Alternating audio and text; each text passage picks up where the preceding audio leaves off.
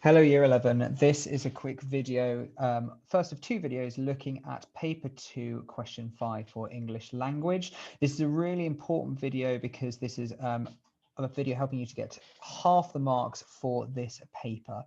You should be familiar by now with this opening table, just giving you the timings and the focus of the questions, but I've not filled in all the details for it because remember, this exam is not just about being smart, it's about being exam smart. So can you please pause the video now and can you write out this table, writing in what you know the focus of each question to be and the amount of marks are as well. So this is what it should look like. Tick the ones that you got right and correct the wrongs if you got wrong. Remember, the first 4 questions, which we've done videos on now, are focusing on the reading section, and they are worth the same amount of marks as this question alone, which is the writing section, which is what we're focusing on today. And that will be responding to a statement. Now, that is different from what you have to do in paper 1, question 4, because this is the creative writing section of the paper. So this is where you can write whatever your opinion you want it to be. You're not analyzing something, it is simply writing your opinion in a convincing and a compelling way. And with the 45 minutes, we need to think carefully about how we use it. So please make sure that you're writing this down. In the 45 minutes, you must spend 10 minutes planning for it. And in our second video on this, we will be showing you how to go about deconstructing your plan and setting yourself up for success. You then need to do 30 minutes of writing, and it's crucial to leave yourself 5 minutes at the end to check. Have you put your punctuation in correctly? Because this is 16 marks out of the 40 that you need. But it's also crucially, have you put in paragraphs, single line paragraphs? If you fail to put in paragraphs, you can only score a maximum of 9 marks out of 24. So you really importantly need to have that 5 minutes at the end to check through your work. So this is an example of what you would have in a question 5. Here is the statement that you would be given. And what you have to do is argue your opinion on it in a specific form.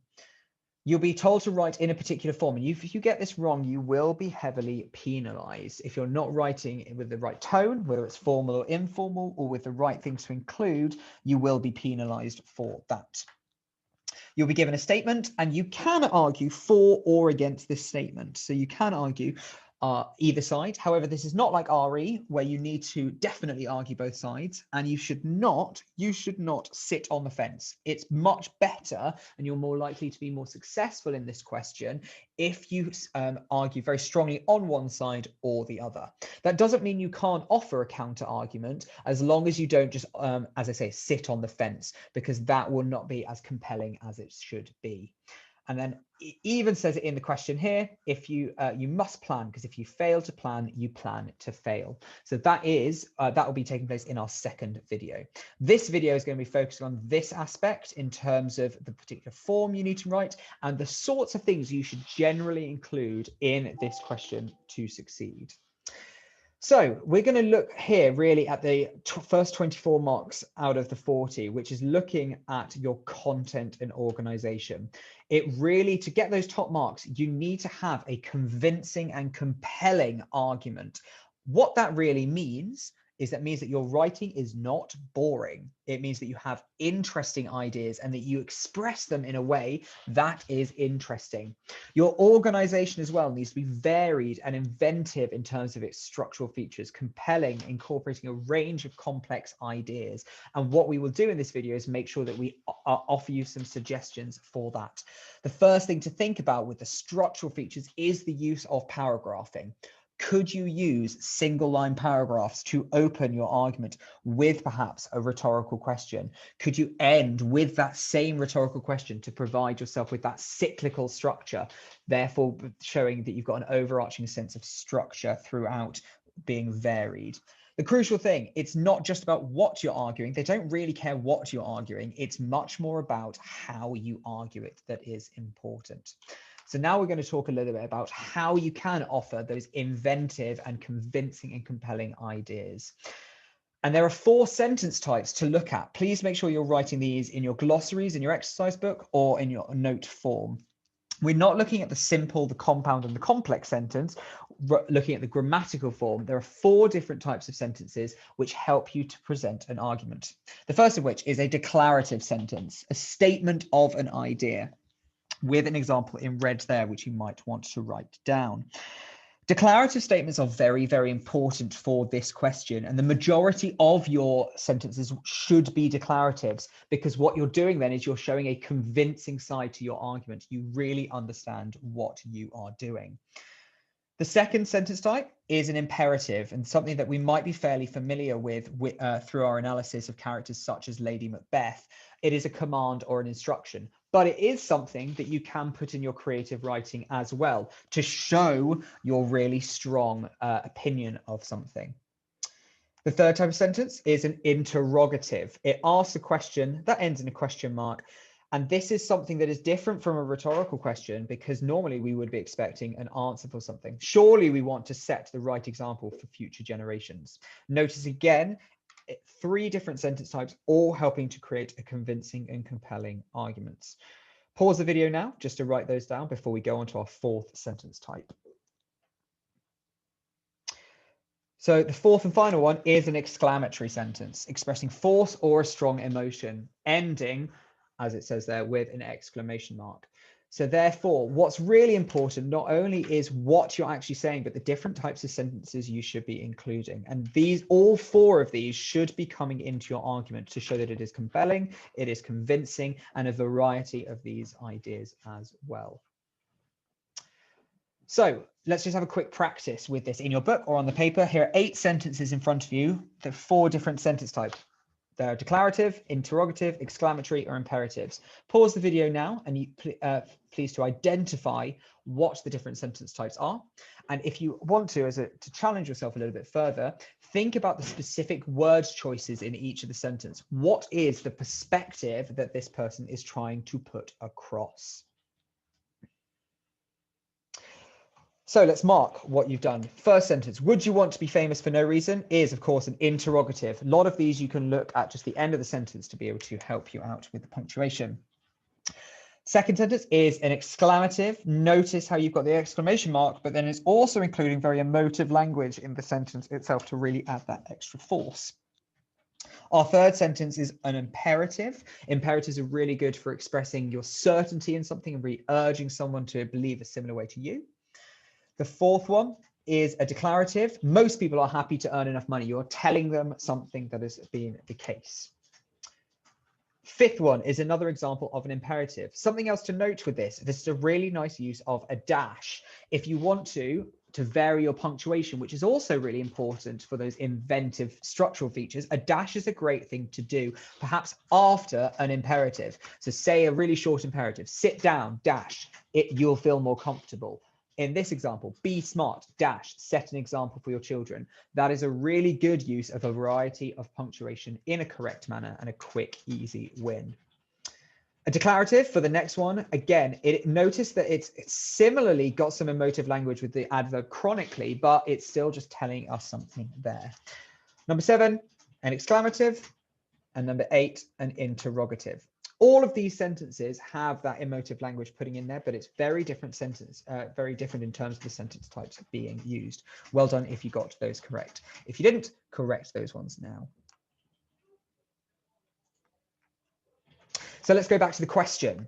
Here is the question, and we've talked about it briefly. You'll be told to write in a particular form. And we need to think, how should we be using each of these different types of sentences varying on the type of form that we might be asked to write in.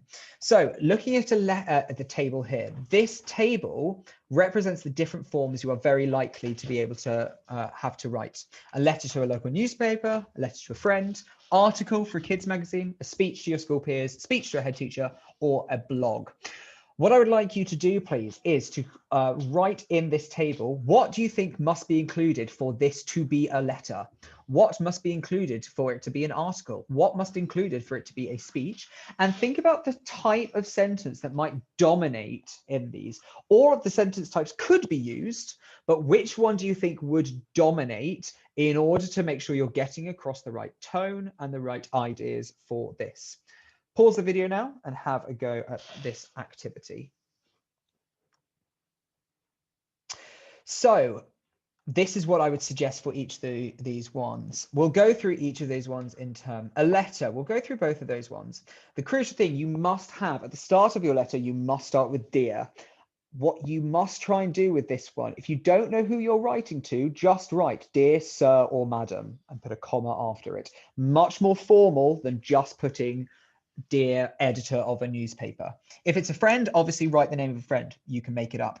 Do not waste your time in the exam putting an address. I know that was hammered into you when it came to primary school, but that's not something that you need to do now. You just need to start with the dear and end it with yours sincerely. Sentence types to be able to use. Declaratives and interrogatives, I think, are really important when it comes to a formal letter, because you are stating yourself, you're being very confident in your idea. But if you're writing to a friend, it's going to be slightly more informal. And if it's more informal, that's when you can be putting in the exclamatives, because exclamatives are often quite an informal way of approaching something. Thinking about an article for a kids magazine, informal tone again. An informal tone might include contractions. So rather than saying cannot, you might say can't. Also some slang coming in there, but ultimately you still need to be writing in full sentences with full words. And if possible, if you can come up with a headline in the time, fantastic to be able to do. Again, leading with the exclamatives, lots of those ones kind of filling those things out. A speech, you must make sure an opening of a speech captures the imagination of the audience, both whether it's a formal tone to a head teacher or an informal tone to something like your school peers. A really good opening to a speech might be that interrogative, rhetorical question, something like that, which draws the reader in. And what we will do in our next video is we're going to be looking at planning and how you can structure it to make sure you've got those ideas. A blog is probably one of the ones that comes up most often in this exam, but is also the most vague. I would still argue it still needs to have that formal tone, but in terms of a similar opening to how you would for speech. And again, you might have those exclamatives, but therefore it's a little bit more open in that. But the crucial thing is making sure that if it's asking for a letter, you've got these features and you've got that structure in place. Notice how all the different sentence types need to be used. So what I would like you to do now is I'd like you to put that into practice. 4 different sentence types: declarative, interrogative, exclamative, and imperative. This is a question that you will be doing with this video and also with the next video. And what I'd like you to do, just to begin with, I'd like you to write one of each of the 4 sentence types in response to this statement. You can look back at the previous examples we've seen in this video to give you kind of some starting point, but have a go now at putting together at least 4 different sentence types for this question.